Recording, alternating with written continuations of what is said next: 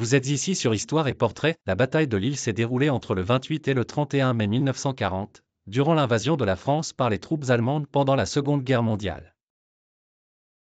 Ce combat désespéré a opposé près de 40 000 soldats français aux forces allemandes supérieures en nombre et en équipement, dirigées par des généraux comme Erwin Rommel et Heinz Guderian.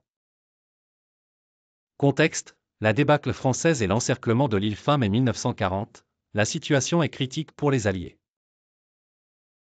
La Blitzkrieg allemande a fracassé le front nord, isolant les troupes britanniques et françaises dans un vaste piège près de Dunkerque. En tentant de contenir les forces allemandes, plusieurs divisions françaises, sous le commandement des généraux Jean-Baptiste Molinier et Henri Juin, se retrouvent encerclées autour de Lille. Les objectifs des Allemands étaient clairs: capturer l'île rapidement pour empêcher toute retraite et accélérer la chute des forces alliées. En dépit de leur isolement, les généraux français décident de tenir la ville pour ralentir l'avancée allemande et ainsi permettre à davantage de soldats alliés d'évacuer vers l'Angleterre à Dunkerque. Une défense acharnée. Les forces françaises encerclées sont un mélange de vétérans et de jeunes recrues, mais malgré leurs désavantages numériques et logistiques, elles parviennent à fortifier leur position autour de l'île.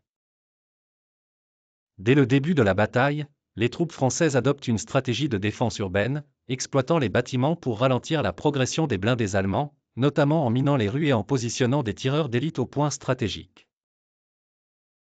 Le 28 mai marque le début des attaques allemandes sur l'île. Malgré les bombardements intensifs et les assauts de chars, les soldats français tiennent fermement leur position.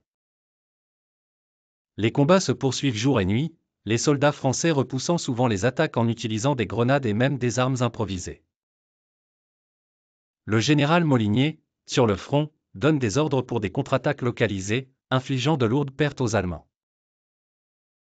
Un acte de sacrifice. Les 29 et 30 mai, les Allemands intensifient leur pression, tentant de briser la résistance par des attaques de chars et d'artillerie lourde.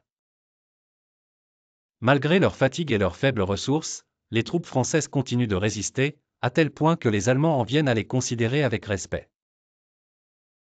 Le général allemand Kurt Wager, témoin de cette résistance, qualifie d'ailleurs leur sacrifice d'« héroïque ».